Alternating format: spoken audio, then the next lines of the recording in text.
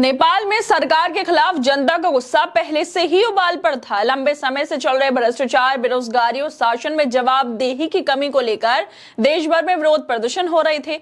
लेकिन जब सरकार को लगा कि प्रदर्शन और सरकार की नाकामी सोशल मीडिया के जरिए दुनिया भर में फैल रही है, तब उसने एक बड़ा और विवादास्पद कदम उठा लिया। नेपाल की सरकार ने Facebook, Instagram, YouTube, Twitter, WhatsApp जैसे 26 सोशल मीडिया प्लेटफॉर्म पर बैन लगा दिया था ताकि विरोध की आवाज बाहर ना जा सके।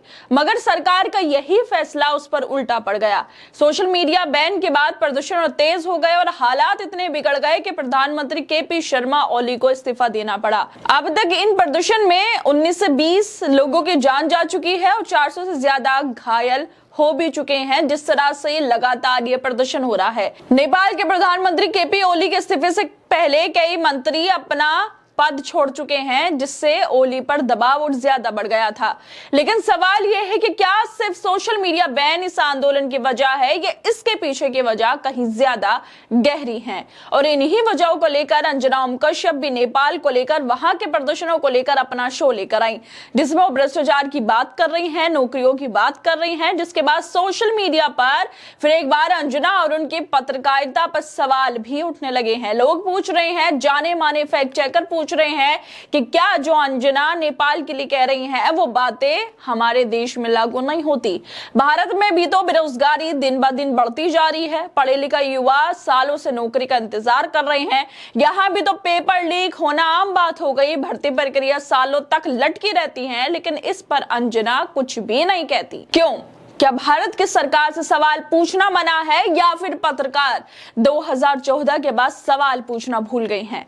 दरअसल नेपाल में सोशल मीडिया बैन होते ही प्रदर्शन और ज्यादा भड़क उठा। 19 से 20 लोगों की मौत हो गई, 400 से ज्यादा लोग घायल हुए, संसद भवन में आगजनी हुई। जनता का गुस्सा साफ नजर आ रहा है, जिसकी वजह से प्रधानमंत्री केपी शर्मा ओली को इस्तीफा तक देना पड़ा। आपको उम्मीद थी वैसे ही अंजना ओम कश्यप नेपाल को लेकर वीडियो लेकर आ गई, जिसमें ये कहती हैं कि इंस्टाग्राम, यूट्यूब हर जगह रील्स देखने या बनाने की लत भी है।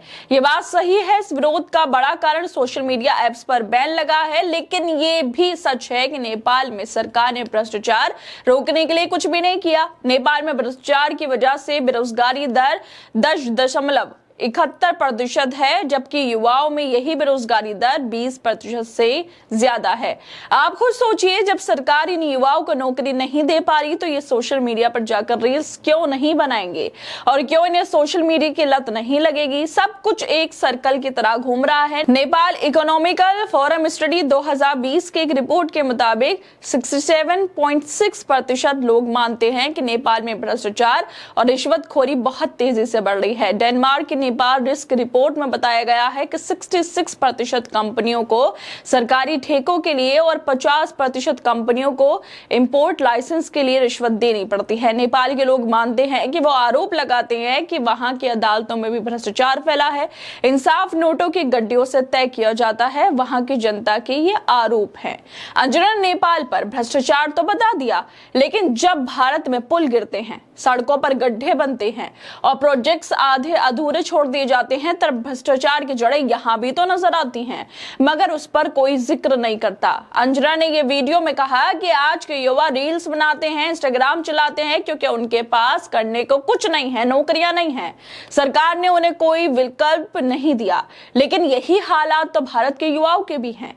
यहाँ भी लाखों लोग रील्स बनाकर अपना करियर ढूंढ रहे हैं, क्योंकि सरकारी नौकरियां नहीं मिल पा रही और ना ही सरकार नौकरियां दे पा रही, और प्राइवेट सेक्टर में भी नौकरियों की हालात खस्ता है। फिर क्यों अंजना ने कभी भारत के युवाओं की हताशा पर इतना खुलकर नहीं बोला? असल में अंजना नेपाल की हालत दिखाकर एक अलग देश की नाकामी को उजागर तो कर देती हैं, लेकिन अपने देश की सच्चाई से आंखें फेर भी लेती हैं। क्या ये पत्रकारिता है? क्या यह पत्रकार का काम सिर्फ दूर की आग दिखाना होता है? क्या अपने ही देश में हालात बिगड़ रहे हो तब चुप रहना और दूसरे देशों की बुराइयों पर भाषण देना, क्या ये ईमानदारी है जो अंजना ओम कश्यप दिखा रही हैं? और जिस तरह से अंजना ओम कश्यप अपने देश को छोड़कर नेपाल पर वीडियो लेकर आ गई हैं, उसको लेकर फैक्ट चेकर मोहम्मद जुबैर लिखते हैं कि आज तक की न्यूज एंकर अंजना ओम कश्यप को बधाई कि उन्होंने आखिरकार देश भर में बेरोजगारी, सरकारी भ्रष्टाचार, सरकारी दफ्तरों में भ्रष्टाचार, सरकारी टेंडर पाने में भ्रष्टाचार और न्यायपालिका में भ्रष्टाचार के बारे में खुलकर बात की। लेकिन वो नेपाल की बात कर रही हैं,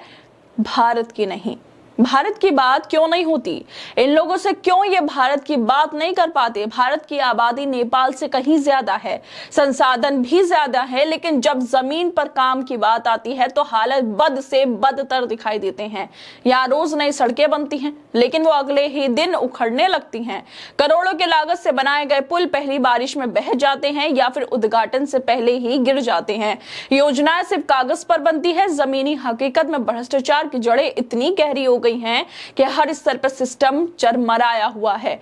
युवा पढ़ लिख कर भी दर दर भटक रहे हैं, नौकरियों की आस में सालों इंतजार करते हैं, लेकिन भर्तियां आती ही नहीं, और जब आती हैं तो पेपर लीक हो जाते हैं। ऐसे में देश का नौजवान किस दिशा में जाएगा? क्या वो सोशल मीडिया की तरफ नहीं भागेगा? क्या उसे इंस्टाग्राम और यूट्यूब ही एकमात्र रास्ता नहीं लगेगा? लेकिन इन सब तमाम गंभीर सवालों पर अंजनाम कश्यप की नजर नहीं जाती। उन्हें सिर्फ नेपाल दिखता है, वहां के सरकार की नाकामी, वहां का भ्रष्टाचार, वहां की बेरोजगारी दिखाई देती है। अपने देश की सच्चाई पर वो चुप है, शायद इसलिए क्योंकि सत्ता के खिलाफ जाकर सवाल पूछना आसान नहीं। नेपाल की सरकार से सवाल करना तो ठीक है, लेकिन अपने देश की सरकार से वही सवाल पूछना शायद उनके एजेंडे में फिट नहीं होता। और इसी वजह से अंजनाम कश्यप नेपाल में भ्रष्टाचार को बता रही हैं, लेकिन भारत के अंदर क्या भ्रष्टाचार हो रहा है? कैसे पढ़े लिखे युवा बेरोजगार घूम रहे हैं, परेशान घूम रहे हैं, लोगों के पास खाने को नहीं है, इतना भ्रष्टाचार भरा पड़ा हुआ है, लेकिन उस पर अंजनाम कश्यप कुछ नहीं बोलेंगे, क्योंकि ये उनके एजेंडे के अंदर आता नहीं है, क्योंकि वो भारत की सरकार के खिलाफ, उनकी नीतियों के खिलाफ, या खिलाफ ना भी जाकर जो सच्चाई है वो भी नहीं दिखा सकती हैं। खैर दोस्तों, आप लोगों को क्या लगता है इस वीडियो को लेकर? हमें अपनी राय जरूर दें और बाकी तमाम खबरों को देखने के लिए जुड़े रहिए हमारे साथ।